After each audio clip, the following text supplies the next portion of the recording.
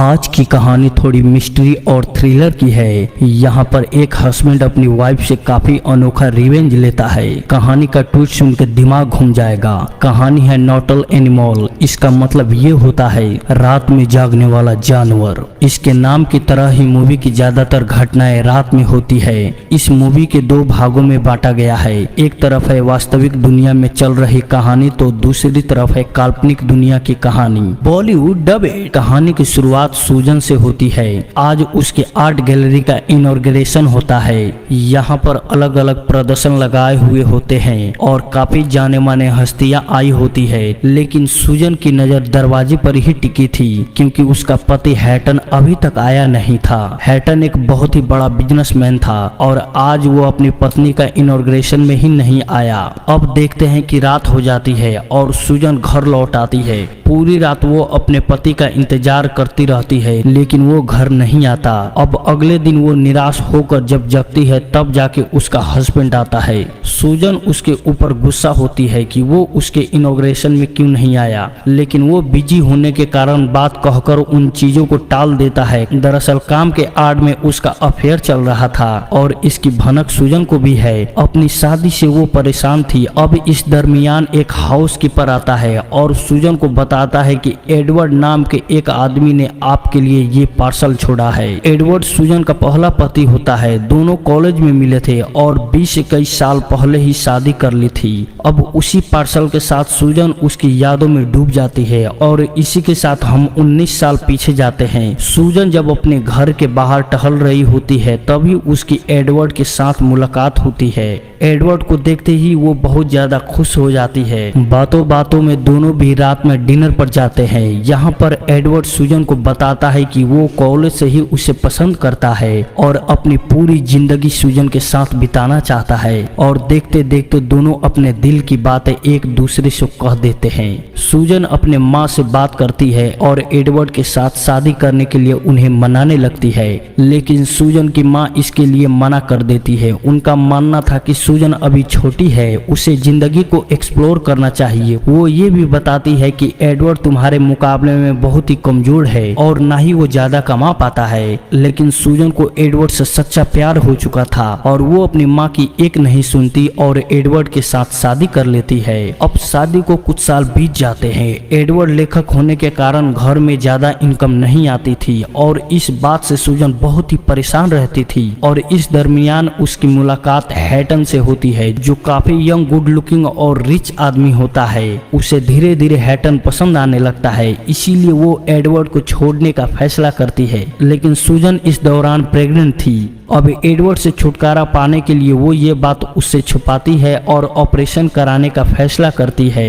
इसमें हैटन भी उसके साथ होता है, लेकिन उस बच्चे के पिता यानी एडवर्ड को तो इसके बारे में कुछ पता ही नहीं था। एक दिन एडवर्ड को पता चलता है कि उसका बेबी होने वाला था, लेकिन सूजन ऑपरेशन करने का फैसला किया है। अब ये बात जानने के बाद एडवर्ड बहुत ही ज्यादा आग बबूला हो जाता है क्योंकि उसके साथ धोखा हुआ था। उस बेबी पर उसका भी अधिकार था। उसकी बीवी ने उससे बिना पूछे हुए ये ऑपरेशन का फैसला कर लिया है। इसीलिए हैटन फैसला करता है कि सूजन का मुंह वो कभी जिंदगी में दोबारा नहीं देखेगा। ये उनकी आखिरी मुलाकात है, जिसके बाद आज 19 साल के बाद एडवर्ड ने ये पार्सल भेजा था। ये उसकी लिखी हुई किताब है जो उसने सूजन को भेजा है। किताब का नाम है नॉटल एनिमल, जो वो सूजन को बोला करता था क्योंकि सूजन रात में सो नहीं पाती थी। अब उसी रात को वो किताब पढ़ने बैठ जाती है। उसके साथ हम अब काल्पनिक दुनिया में चले जाते हैं, यानी एडवर्ड ने लिखी हुई कहानी के अंदर हम एक फैमिली को देखते हैं जिसमें टोनी अपनी पत्नी और बेटी को इंडियाना के साथ कार से कहीं ले जा रहा होता है। तभी एक दूसरी कार टोनी की कार को बगल में चलने लगती है और उसके अंदर बैठे हुए 3 लड़के टोनी की बेटी और उसकी पत्नी को परेशान करने लगते हैं। टोनी गाड़ी तेजी से भगाता है, तभी उसकी कार का टायर पंचर हो जाता है। अब उसे मजबूरी में गाड़ी रोकनी पड़ती है। वो 3 लड़के भी टोनी के कार के बगल में ही अपनी कार को रोक देते हैं। अब स्टीव नाम का एक लड़का बाहर आता है और टोनी को मदद के लिए ऑफर करता है। टोनी की पत्नी उसके लिए मना कर देती है, मगर टोनी के पास और कोई भी चारा नहीं होता। टोनी अब अपने पत्नी और बेटी को सावधान करता है कि वो दोनों कार से बाहर ना निकले, लेकिन स्टीव उन दोनों को भी बाहर निकलने को बोलता है क्योंकि उनके बाहर आए बगैर गाड़ी स्टैंड पे नहीं लग सकता था। अब किस्मत का लाचार टोनी उन दोनों को भी कार से बाहर निकलने के लिए कहता है और दोनों को मजबूरी से बाहर निकलनी पड़ती है। टोनी का डर सच में बदल जाता है। उन तीनों में से दो आदमी मिलकर उसके बेटी और पत्नी को जबरदस्ती बैठा लेते हैं और तीसरा आदमी टोनी को पकड़ कर रखता है। उसकी पत्नी और बेटी जोर जोर से चिल्लाने लगती है, चीखने लगती है कि हमें बचाओ, मगर वो उन्हें वहां से उठाकर लेकर चले जाते हैं। तीसरा आदमी टोनी को उसी के कार में बैठाकर सुनसान रेगिस्तान में जाकर धक्का दे देता है। वो आदमी कार लेकर वहां से भाग जाता है और टोनी लाचार होकर अपनी बीवी और पत्नी के लिए जोर जोर से चिल्लाने लगता है। इतनी कहानी पढ़ने के बाद सूजन की आंख भर आती है। वो कुछ देर के लिए किताब को रख देती है। अब अगले दिन सूजन को ऑफिस के काम करने का बिल्कुल मन नहीं कर रहा था। पिछली रात वो सो नहीं पाई थी। उसके दिमाग से उसी कहानी का दृश्य घूम रहा था। अब रात को सूजन वापस किताब को लेकर बैठ जाती है और आगे की कहानी पढ़ने शुरू कर देती है। कहानी में आगे देखते हैं कि अगली सुबह टोनी लंगड़ाता हुआ रेगिस्तान से बाहर आ जाता है और एक अनजान घर के दरवाजे पर मदद के लिए दस्तक देता है। वहां जाकर टोनी पुलिस को कॉल करता है और सारी बात बताता है। उसके बाद टोनी एक होटल में रहने के लिए चला जाता है। अब उसी रात पुलिस की तरफ से उसे फोन आता है। पुलिस उसे खबर देती है कि उसकी गाड़ी रेगिस्तान में मिली है, लेकिन उसके अंदर टोनी की बीवी और उसकी बेटी नहीं है। वो टोनी को पुलिस कॉप लूटन एंड्रस का नाम बताता है, जो कि आगे की केस की छानबीन करेंगे। अब अगली सुबह टोनी और एंड्रस वो दोनों फिर से उसी रेगिस्तान के अंदर छानबीन करने के लिए जाते हैं, लेकिन जैसे ही वो दोनों थोड़ा आगे बढ़ते हैं तो सामने ही दो औरतों की लाशें जमीन पर पड़ी मिलती है। लाश देखने के बाद टोनी पूरी तरह से टूट जाता है क्योंकि वो लाश उसकी बीवी और बेटी की होती है। अब यहाँ पे कहानी पढ़ते पढ़ते सूजन को दिमाग में वो सभी दृश्य बनने लगती है और उसका दिल दहक उठता है।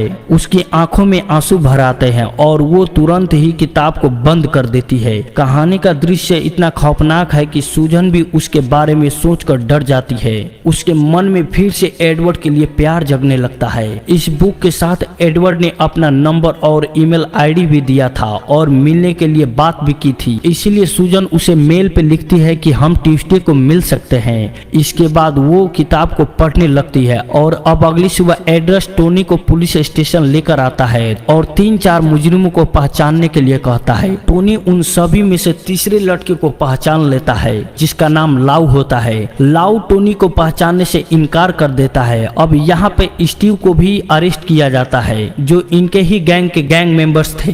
गाड़ी में ही स्टीव की पूछताछ होती है, लेकिन यहाँ पे स्टीव इनकार कर देता है कि वो मुजरिम नहीं है, उसने किसी को भी किडनैप नहीं किया था। अब ये स्टीव को उसी घर में लेकर जाते हैं जहाँ पे वारदात हुई थी और वापस पूछताछ की जाती है, लेकिन स्टीव वापस मना कर देता है। खैर अब यहाँ पे स्टीव और उसके साथियों पर केस की जाती है। वहीं टोनी की जिंदगी में उथल पुथल मची हुई थी। एक ही पल में उसने अपने पत्नी और बेटी को खो दिया था। अब यहाँ पे रियल लाइफ में सूजन की भी जिंदगी ऐसे ही चल रही थी। ज्यादा नींद न आने के कारण उसे कई बार कुछ चीजें याद भी नहीं होती, जैसे कि एक दिन अपने ऑफिस में वो रिविजन नाम का एक पोस्टर देखती है, लेकिन उसे याद ही नहीं होता कि यह उसने कब खरीदा। तभी उसकी कलीग उसे याद दिलाती है। वहीं दिन पर दिन उसके अपने पति के साथ रिलेशन बहुत ही ज्यादा खराब हो रही होती है और शायद इस हाई एंड लाइफ स्टाइल में वो स्टॉक हो गई थी। और तभी उसे एडवर्ड का रिप्लाई आता है कि वो ट्यूसडे को उससे मिलने के लिए तैयार है। अब उसी रात वापस किताब पढ़ने बैठती है। कुछ दिन बीत जाते हैं और पुलिस ऑफिसर एड्रेस का कॉल आता है, जो बताता है कि स्टीव को उसके वकील ने झूठी दलील देकर छुड़वा लिया है और टोनी को सॉरी कहता है क्योंकि वो उसके लिए अब कुछ नहीं कर सकता। उसके बाद वो टोनी को मिलने के लिए बुलाता है। दरअसल टोनी की हालात देखकर एड्रेस को भी काफी बुरा लग रहा होता है, उसकी मदद भी करना चाहता है।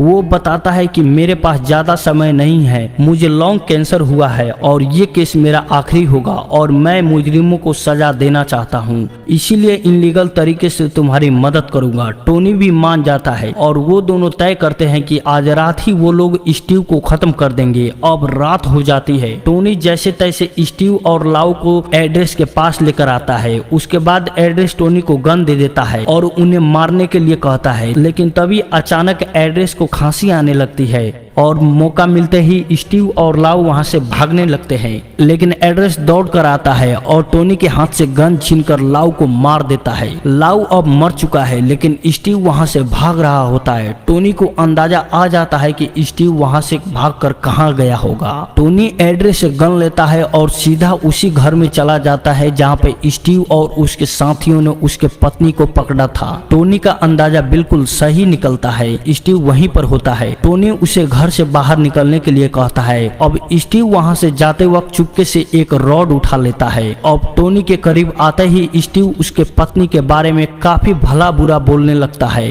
अब इस बात से टोनी को गुस्सा आ जाता है और वो स्टीव पर सीधा गोली चला देता है। गोली लगने के बाद स्टीव भी टोनी को मुंह पर डंडा मार देता है और वो सीन उधर ही खत्म हो जाता है। अब सुबह हो जाती है। टोनी खुद को संभालता है और अपना गन उठाता है, लेकिन उसे कुछ दिखाई नहीं दे रहा था, तो वो लंगड़ाते हुए घर से बाहर निकल जाता है। थोड़ी दूर चलने के बाद घास पर गिर जाता है। नीचे गिरते हुए उसकी गन पेट के नीचे आ जाती है और गोली चल जाती है। इसी के साथ टोनी की भी मौत हो जाती है और एडवर्ड की लिखी हुई कहानी खत्म हो जाती है। पूरी कहानी पढ़ने के बाद सूजन के मन में एडवर्ड के लिए एक अलग जगह बन जाती है। उसे एहसास होता है कि वो कितनी गलत है।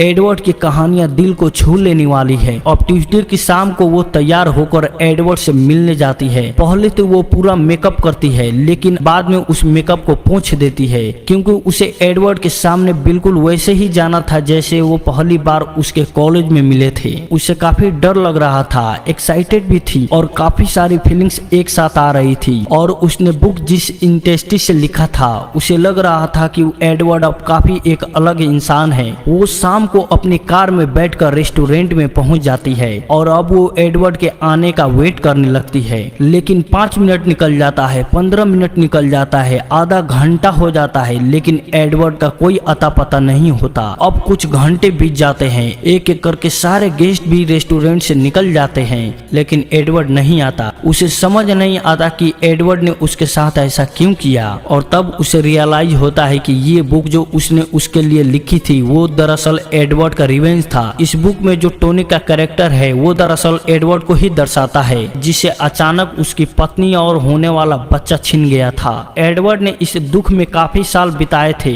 और उसी से प्रेरणा लेके उसने ये किताब लिखी थी। सूजन को आज एडवर्ड की बात याद आती है। उसने कहा था कि वो उसका चेहरा वापस जिंदगी में दोबारा कभी नहीं देखेगा। तभी सूजन की आंखों में आंसू आ जाता है कि उसकी इतनी अच्छी जिंदगी थी एडवर्ड के साथ, लेकिन उसने कभी भी एडवर्ड के काम को दिल से नहीं लिया और आज उसके हाथ में कुछ भी नहीं है। और यहीं पर मूवी खत्म हो जाती है।